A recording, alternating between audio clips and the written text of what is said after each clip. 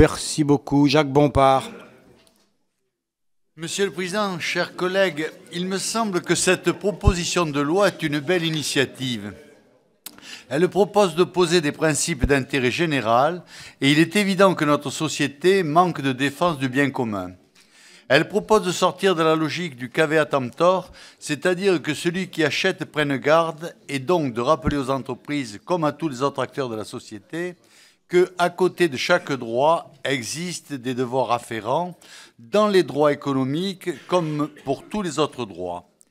L'exposé des motifs le propose à raison. Cette proposition de loi serait une occasion de réduire le dumping social qui encourage les délocalisations et donc de protéger d'une certaine manière notre économie, puisque nous avons délaissé beaucoup de droits fondamentaux d'une nation au profit des instances bruxelloises ou mondialistes. Toute possibilité de protectionnisme, même par les normes, est à saluer. J'ajoute que c'est une proposition de loi de bon sens. Elle prend en compte la dissolution des responsabilités économiques dans une économie mondialisée où les comportements, les incitations, les groupes de pression ont cherché, et avec assiduité, à rompre l'ensemble des lois qui devaient protéger les acteurs de notre société. Je vais même jusqu'à croire que les rédacteurs de cette proposition de loi ont laissé une chance aux entreprises elles-mêmes plutôt que de vouloir les astreindre à un cadre rigide. Voilà donc le si simple principe de subsidiarité respecté jusque dans les textes de loi écologiques. C'est nouveau. Un cadre légal qui exige une responsabilisation instaure une régulation sans tomber dans l'étatisme. Je crois en effet que le monde économique se responsabilisera lorsque nous cesserons de fantasmer une autorégulation qui n'a eu pour conséquence que le retour à la prédation mercantile et le retour à l'importation de travailleurs. Il semble cependant que deux pistes de travail devraient être explorées. La première concerne l'immigration internationale. Les multinationales aiment en effet à jouer des vagues migratoires pour réduire leurs coûts et faire primer la valeur sur les droits fondamentaux des peuples.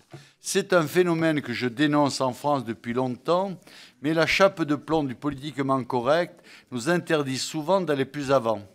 Peut-être quelques visites au Proche-Orient ou au Qatar permettraient d'altérer les points de vue et d'admettre que des millions de travailleurs se déplacent aujourd'hui par le monde sans que leurs droits ne soient respectés et sans qu'en réalité d'autres alternatives leur soient proposées. Cela conduit à des drames humains, familiaux et économiques, et il me semble que la vigilance des sociétés donneuses d'ordre devrait être exigée à ce sujet. Je termine sur un sujet éthique. C'est la définition de l'homme. Si cette proposition de loi est un bien indéniable, elle se concentre sur les personnes morales que sont les multinationales et sur leurs structures attenantes.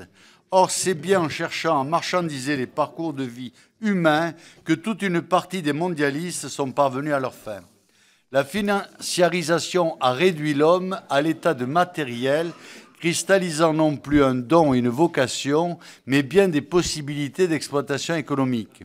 La pression expliquant la réussite personnelle par l'accomplissement de la carrière professionnelle a détruit beaucoup de cadres naturels de la société, vie familiale, rapport au corps, structure traditionnelle.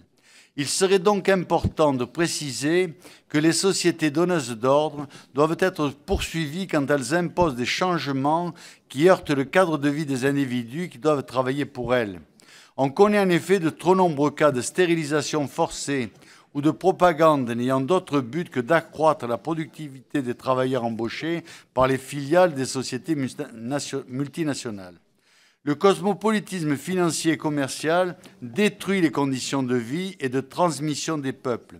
Cette proposition de loi est un bon pas pour contraire son avancée. Je terminerai par le propos d'un philosophe de gauche, Jean-Claude Michéa, qui montre l'urgence d'en revenir au localisme, à l'enracinement et au bon sens de toute urgence. C'est ce qui explique que le temps joue de plus en plus à présent contre la liberté et le bonheur réel des individus et des peuples. Le contraire exact, en somme, de la thèse défendue par les fanatiques de la religion du progrès. Je vous remercie. Merci,